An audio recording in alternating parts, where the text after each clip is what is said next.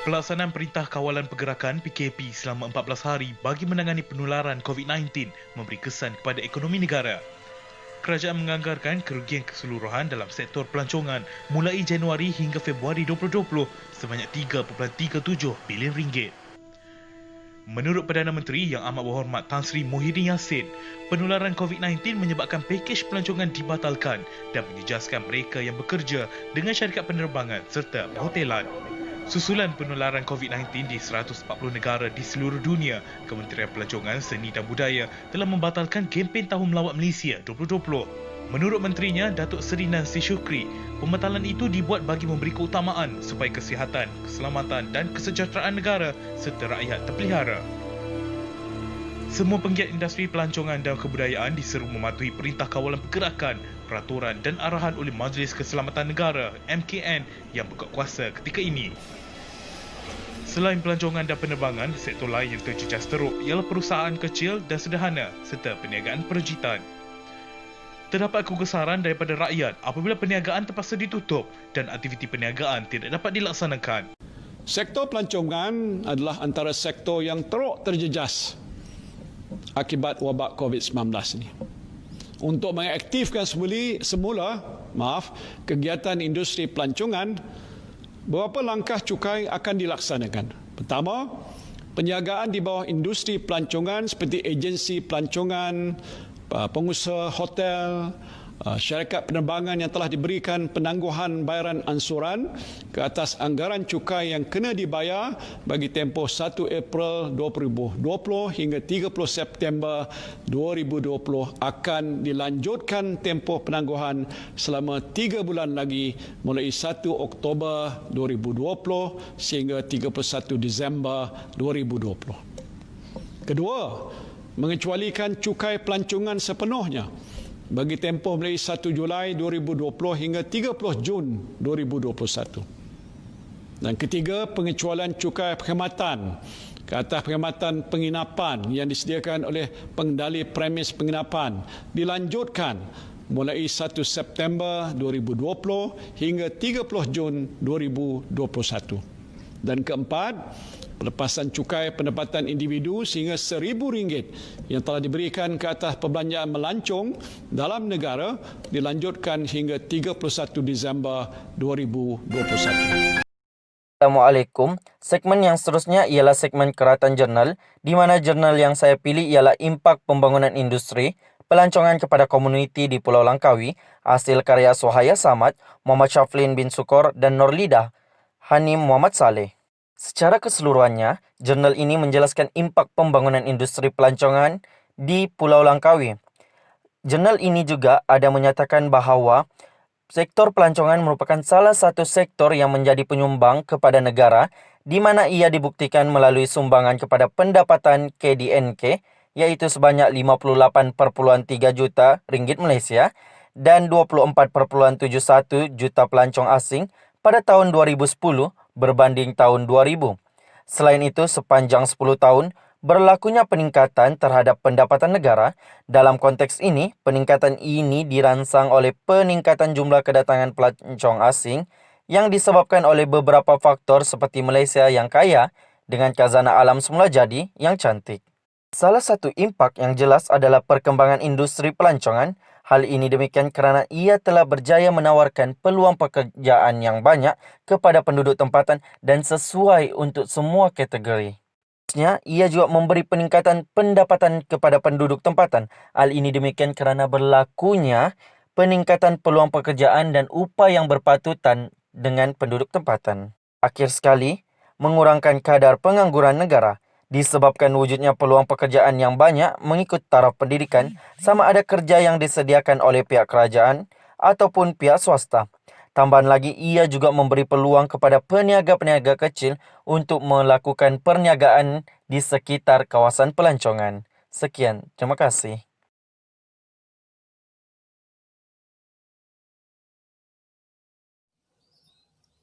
Media seterusnya ialah media berita online, iaitu berita awani, di mana di antara kesan pelancongan dalam sektor ekonomi ialah sektor pelancongan menyumbang sebanyak RM86.14 bilion kepada ekonomi Malaysia pada tahun 2019. Malaysia telah mencatatkan peningkatan pendapatan pelancongan sebanyak 2.4% kepada RM86.14 bilion, manakala jumlah ketibaan pelancong pula menambah kepada 1.0% kepada 2.61 bilion pada tahun 2019 daripada angka tahun sebelumnya. Lembaga Penggalakan Pelancongan Malaysia iaitu Tourism Malaysia berkata bagi tempoh yang sama, prestasi pelancongan negara juga mencatatkan pertumbuhan dari segi perbelanjaan per kapita sebanyak 1.3% kepada RM3,300, manakala purata tempoh tinggal bertambah 1.09 malam kepada 7.4 malam. Pertumbuhan ketibaan pelancong disumbangkan oleh pasaran Asia Selatan iaitu 22.2%, Asia Timur 5.9%, diikuti oleh Amerika 4.3% dan Eropah 0.3% menurutnya dalam kenyataan hari ini. Tourism Malaysia berkata, bagaimanapun ketibaan pelancong dari pasaran ASEAN susut 1.3% dan dari pasaran Asia Barat juga berkurang kepada 2.1%. 10 negara yang mencatatkan bilangan ketibaan pelancong antarabangsa tertinggi ke negara ini pada tahun 2019 ialah Singapura, diikuti oleh Indonesia, diikuti oleh China, diikuti seterusnya oleh Thailand, diikuti oleh Brunei, India, Korea Selatan, diikuti oleh Jepun, Filipina dan Vietnam katanya. Agensi di bawah Kementerian Pelancongan Seni dan Budaya itu berkata, dari segi keseluruhan perbelanjaan pelancong, penyumbang terbesar kekal dari pasaran ASEAN dengan jumlah nilai RM43.72 bilion. Pelancongan Asia Barat merekodkan perbelanjaan per kapita tertinggi, iaitu sebanyak RM10,214, peningkatan 2.7% daripada RM9,947 pada tahun 2018 menurutnya. 3 komponen utama pengagihan perbelanjaan pelancongan tertinggi adalah melibatkan aktiviti membeli belah iaitu 33.6%, penginapan 24%, serta makanan dan minuman 13.3%. Sekali lagi, perbelanjaan aktiviti beli belah melebihi perbelanjaan penginapan dengan peningkatan daripada 33.4% pada tahun 2018 kepada 33.6% pada tahun 2019, kata Tourism Malaysia. Ia berkata, pasaran yang menunjukkan peningkatan ALOS pula ialah Asia Barat 9.8 malam, Eropah 8.8 malam, Amerika 8.2 malam, Asia 6.5 malam, Asia Selatan 6.4 malam dan ASEAN 4.9 malam.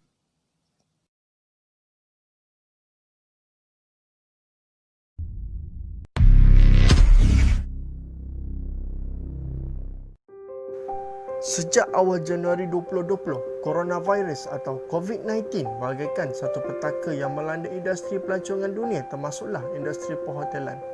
Pada peringkat pertama, industri perhotelan menerima pembatalan tempahan bilik secara mendadak mencecah angka 193,000 bilik dan kerugian lebih daripada 75 juta ringgit.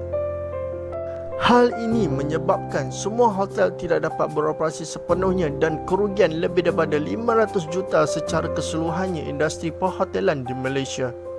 Objektif utama pengusaha hotel adalah untuk meneruskan operasi dalam keadaan kerugian yang paling rendah dengan kos upah dan gaji adalah antara paling besar liability bagi syarikat masing-masing.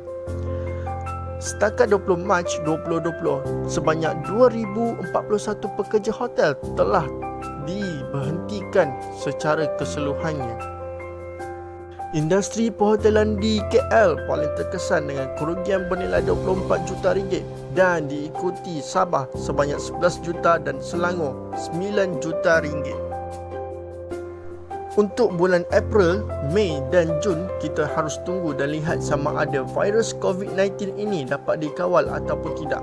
Sekiranya dapat dikawal, kita dapat melihat pemulihan perlahan-lahan ekonomi negara daripada industri perhotelan bermula pada bulan Julai hingga Disember 2020 dan akan kembali pulih lebih lagi pada tahun hadapan. Adakah industri pelancongan dan perhotelan akan pulih seperti sedia kala? Ya, pelancongan dan pengembaraan merupakan satu gaya hidup bagi masyarakat dunia. Sekiranya COVID-19 berjaya diatasi, kita akan lihat suku akhir tahun iaitu Oktober, November dan Disember akan menyaksikan masyarakat dunia kembali berasa yakin dan selesa untuk melancong. Di samping itu, hampir kesemua pengusaha industri perhotelan berpuas hati dengan segala inisiatif kerajaan membantu mereka. Tahukah anda juga industri perhotelan adalah antara industri yang sangat penting dalam menjana ekonomi negara dan Malaysia adalah merupakan antara negara yang terkenal yang dilawati oleh pelancong antarabangsa. Sehubungan dengan itu, Persatuan Pelancongan dalam Malaysia juga terperanjat kerana sudah mula menerima pertanyaan mengenai pakej pelancongan dari ejen-ejen negara termasuklah China dan sebagainya untuk bulan September. Ini bermaksud pelancong-pelancong sangat yakin Malaysia akan pulih daripada wabak COVID-19 ini secepat mungkin.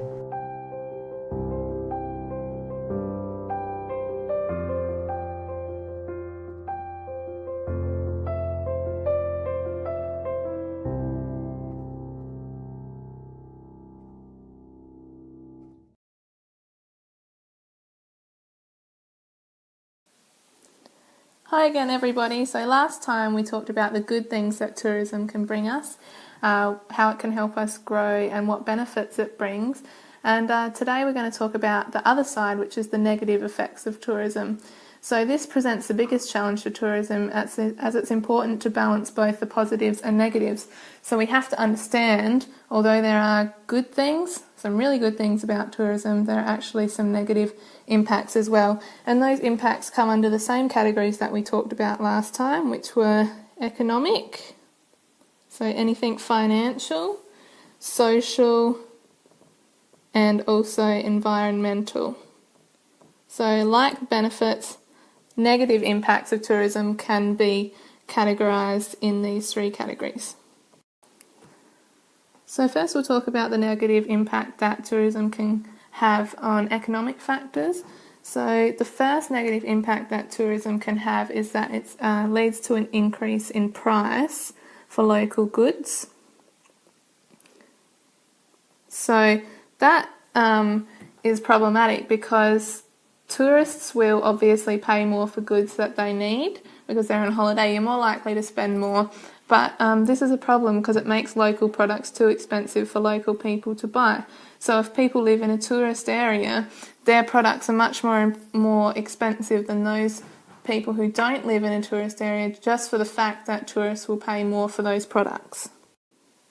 Another problem caused by tourism is the fact that in tourist areas, shops will stock products for tourists and they will not have everyday goods that are needed by locals. So they have a lack of product available for locals.